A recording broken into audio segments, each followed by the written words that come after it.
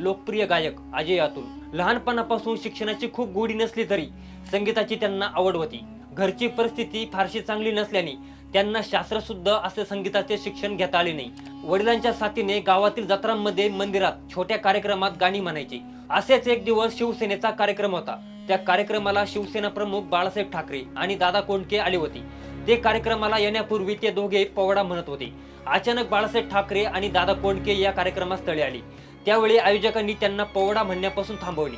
बाळासाहेब ठाकरे यांनी आयोजकांना रोखले आणि हे दोघेही छत्रपती शिवाजी महाराजांचा पोवाडा म्हणत आहेत, त्यांना म्हणू द्या असे म्हटले। त्यानंतर सुमारे 20 मिनिटं हे दोघेही हा पोवाडा म्हणत होते। संपूर्ण पोवाडा बाळासाहेब ठाकरे यांनी ऐकला।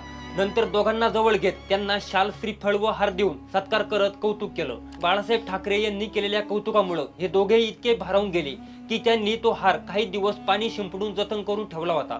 पुढे अजय अतुल या जोडीने मराठी, हिंदी, कन्नड आणि तेलुगू सिनेमांसाठी संगीत दिले। अजय अतुल या जोडीने सैराट सिनेमाच्या संगीतावेळी तर इतिहासच रचला। लॉस एंजिल्सच्या सोनी MGM या जगातील सर्वात अत्याधुनिक साऊंड स्टुडिओमध्ये त्यांनी सैराट मधील गाण्याचे रेकॉर्डिंग केले। विशेष बाब म्हणजे या स्टुडिओमध्ये गाण्याचे रेकॉर्डिंग करणारा सैराट हा पहिला भारतीय सिनेमा ठरला होता।